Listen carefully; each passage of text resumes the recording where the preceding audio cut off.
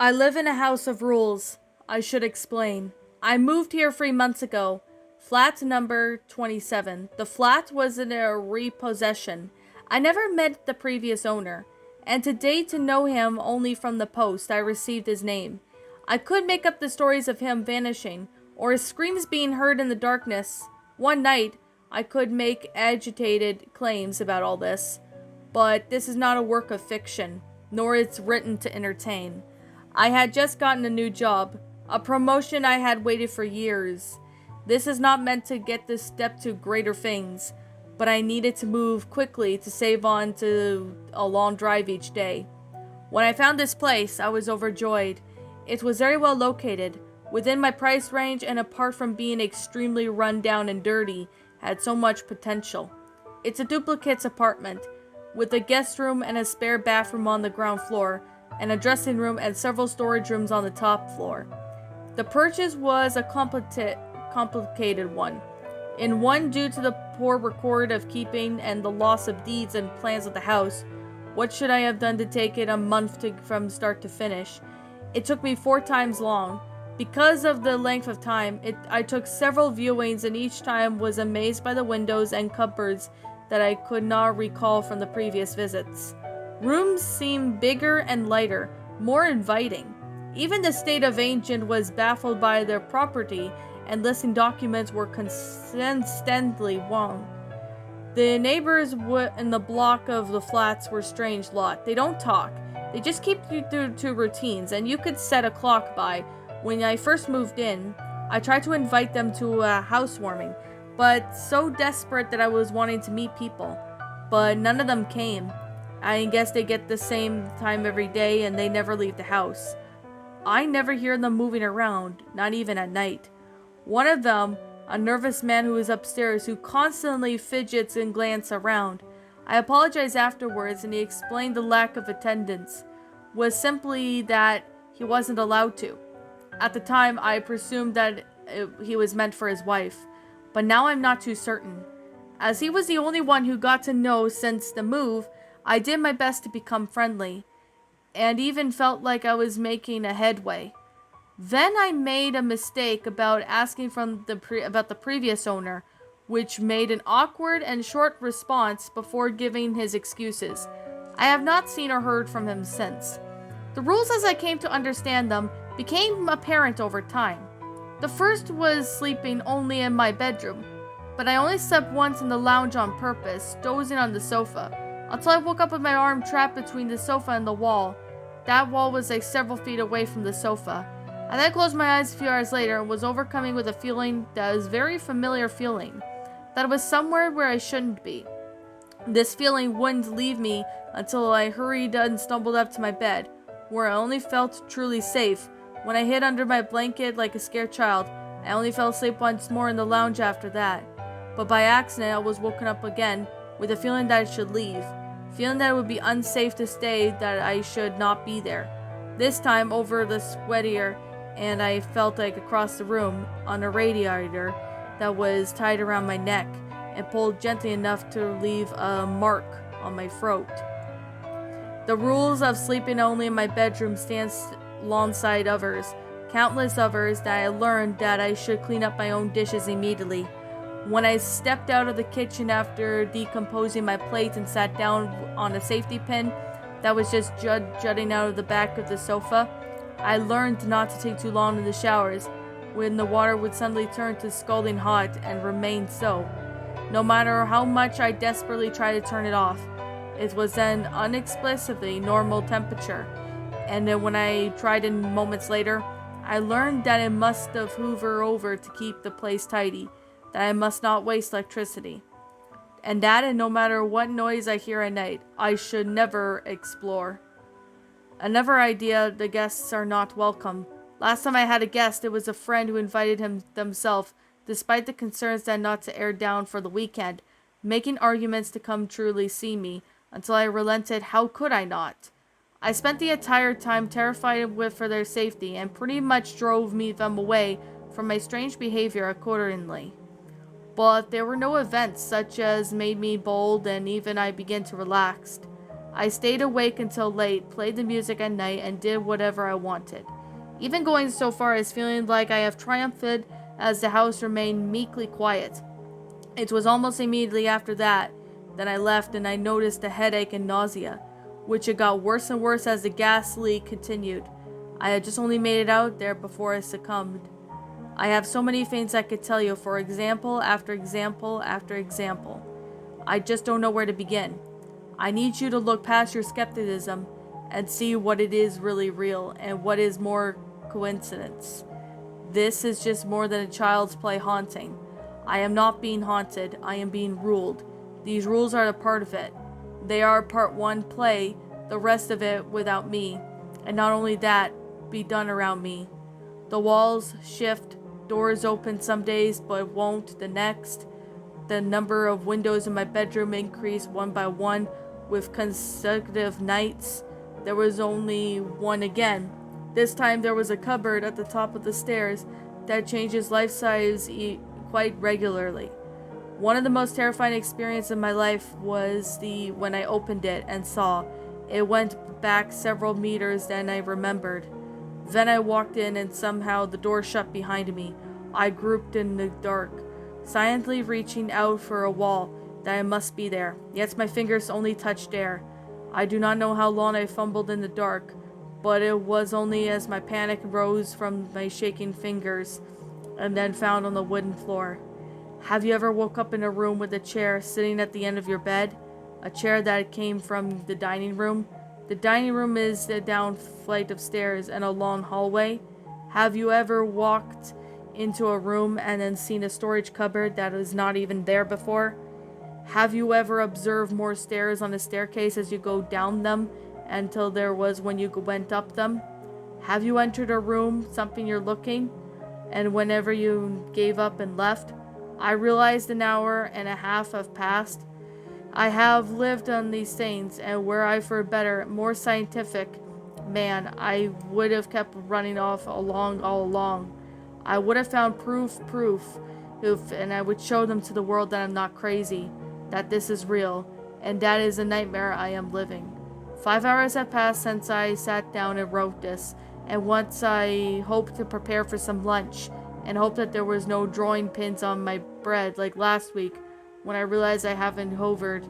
Instead, it was getting dark, and now, for the life of me in the routine, just like my neighbors, I turned off the music.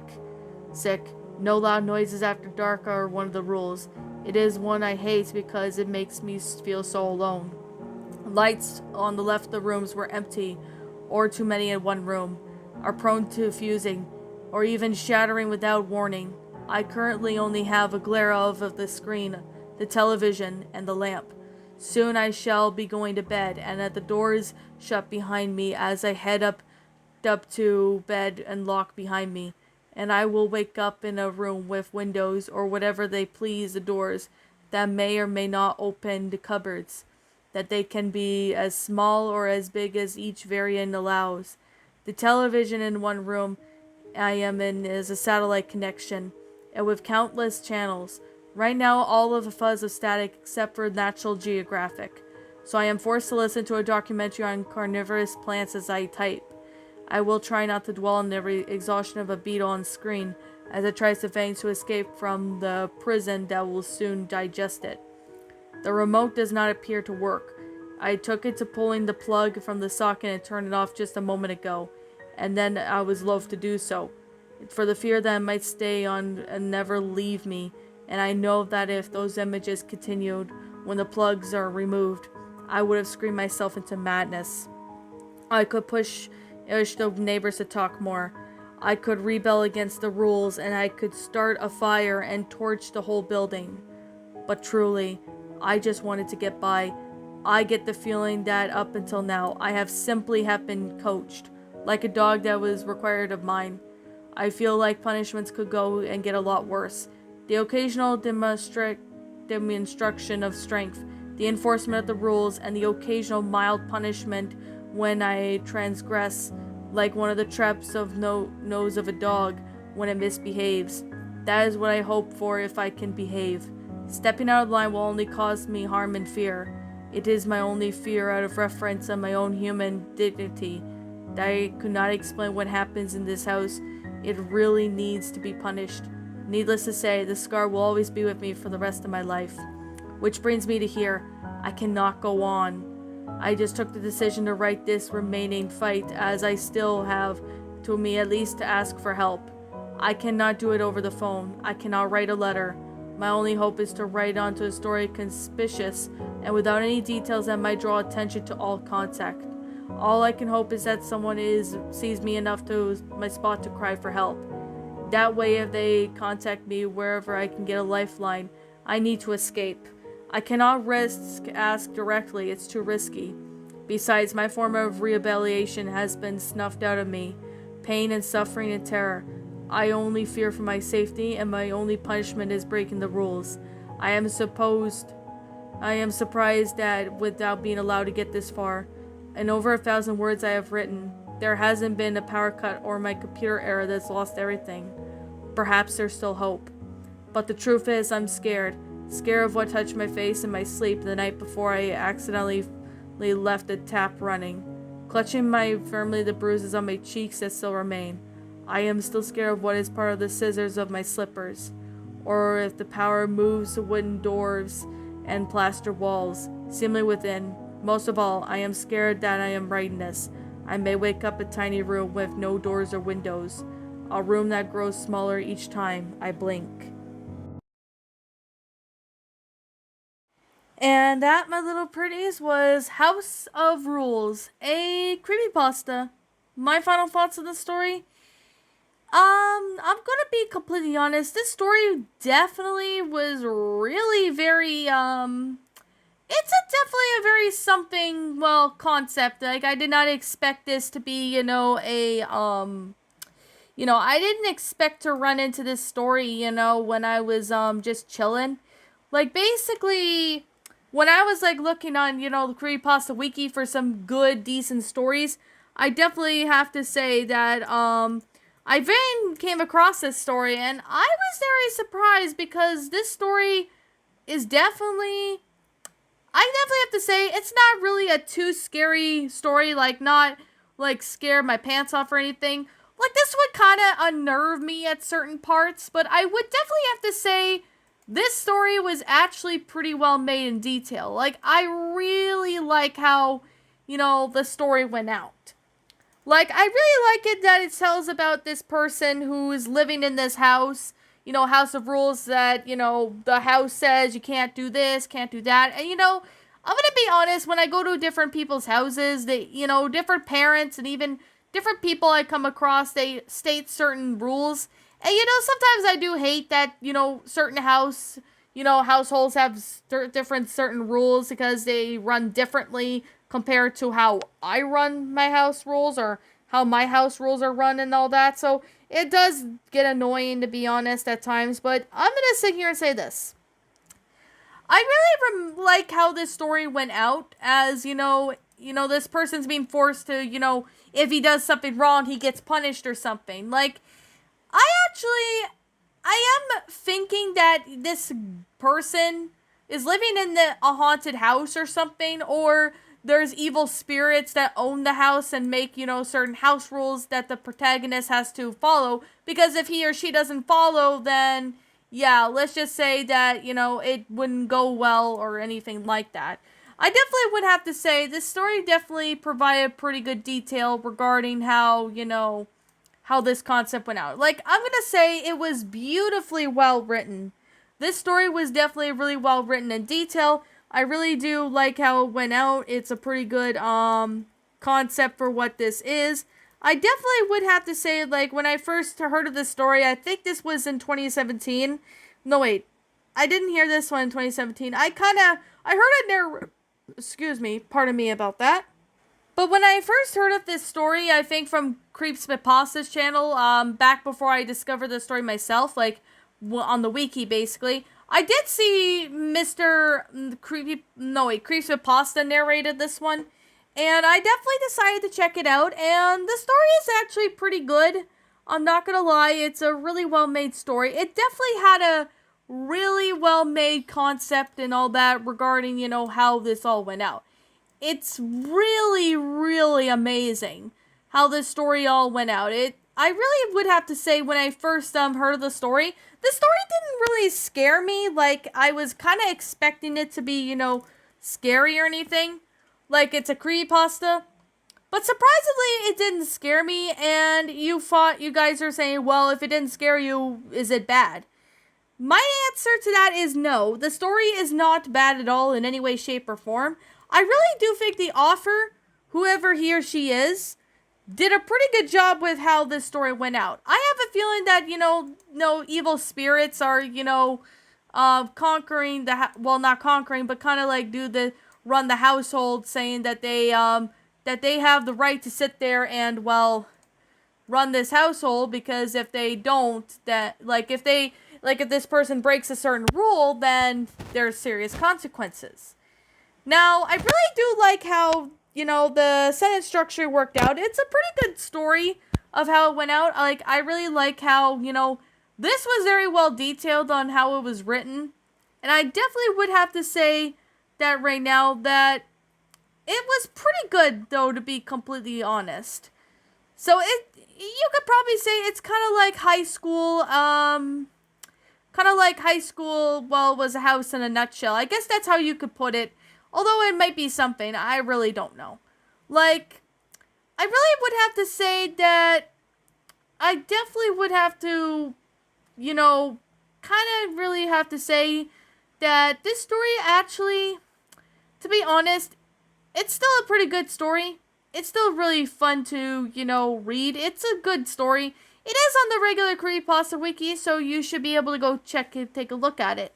So, this one, it is kind of creepy as well, especially with, harsh punishments that but the protagonist goes through every time he or she did something wrong, which I definitely would have to say some of them were kind of harsh, but at the same time, is what it is. I definitely would have to say that right now that, this story really was pretty good. So, alright. I guess with that being the case, and with that being said, I really do appreciate how good this story was. That the author did his or her, put his or her time and effort into the story, which I definitely would have to say, it's a pretty good story. I really do, found this one to be enjoyable. It's definitely a good watch over if you are, if you like creepypastas. I really would have to say, that this story is a pretty good one if you want to check out a good one. Now, this one, I really would recommend you check this out. It is on the regular Creepypasta Wiki, so you guys can go take a look at this story, and feel free to check out some other narrations of this too, because I know some other narrators actually narrated this story, and they even state their own opinions on it. So I highly recommend you go check this story out. It's pretty good. Like, I know King Spook narrated this one, along with Creepypasta Jr., That Creepy Reading. It's a really good story, and I would recommend you guys to go and check out this story if you haven't. You will like this story. It's amazing, really well done in detail, and I really do have to say you should really, look into this if you want to. But I guess with that being the case, and that being said, I'm going to sit there and, wrap up the review. Now, I'm going to sit here and say this right now, and like always continue to say, this is just simply my own personal opinion. And if you happen to disagree with me, that's fine too. Before I, go on with my final reign, I would like to say I can't really seem to find who the original author is. So, since I can't find out who the original author is, I'm going to sit here and, just say this right now, that I don't know who the original author is. So, I am going to have to say that I am going to leave this anonymous, title as anonymous reader until I find out otherwise. If I ever do find out who the original author is, I'll be sure to sit there and give him or her proper credit, because this story, I really have to say, it's a good one. Now, anyways, with that being the case, that being said, yeah, we're all entitled to our own opinions regarding these creepypastas. This is just simply my own personal thoughts. My final rating of this story would have to be a 10 out of 10. it's a great creepypasta. It's really enjoyable. I really found this one to be, it's not a scary one, like too scary to the point where, I jump out of my pants. It's still, there's like parts of it that was very unnerving, but I really still find this one to be enjoyable and of its own way. So that's actually the good thing why I like about this story. But I guess with that being the case, and with that being said, what did you guys think about this creepypasta? Did you all enjoy it? Did you all not? Also, what would you have done person to help make this story a lot better? Feel free to leave me know what your thoughts are down in the comment section down below. I'm the Queen of Lions. Thank you so much for watching today's episode. And if you happen to be brand new here on this channel, be sure to like, comment, and subscribe because I make brand new videos every single day. Don't forget to ring the notification bell to when I upload, so then you guys will not miss an upload. And as always, please roll the outro because I'm out.